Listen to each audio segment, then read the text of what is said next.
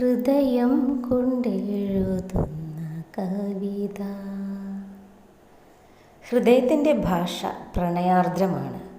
ആ ഹൃദയത്തെ കാത്തു സൂക്ഷിക്കേണ്ടതും അത്യാവശ്യമാണ്. ഹൃദയത്തെ ബാധിക്കുന്ന രോഗമാണ് കൊറോണറി ത്രോംബോസിസ്. ഹൃദയത്തിന് രക്തം നൽകുന്ന ധമനികളിൽ രക്തം കട്ടപിടിക്കുന്ന അപകടകാരിയായ രോഗമാണിത്. ഈ രോഗം തടയാൻ കൈതച്ചക്ക സഹായിക്കുന്നു. കൂടാതെ ischemic heart disease, myocardial infarction തുടങ്ങിയ രോഗങ്ങളെയും പ്രതിരോധിക്കാനുള്ള കഴിവ് ഇതിനുണ്ട്. ദഹനരസമായ പെപ്സിന് സമാനമായ ബ്രോമിലിൻ എന്ന എൻസൈം കൈതച്ചക്കയിലുണ്ട്.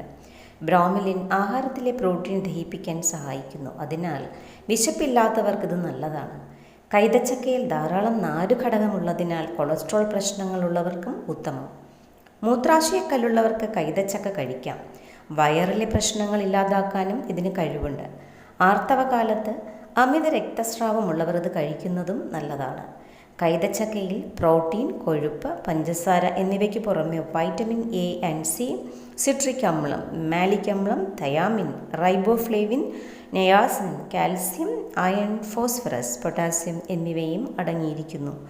ചൂടാക്കിയാൽ ഇവയിലെ ബ്രോമീലിൻ, വൈറ്റമിൻ സി എന്നിവ നഷ്ടമാകുന്നു. ജ്യൂസാക്കി കഴിക്കാതെ നേരിട്ട് കഴിക്കുന്നതാണ് നല്ലത്.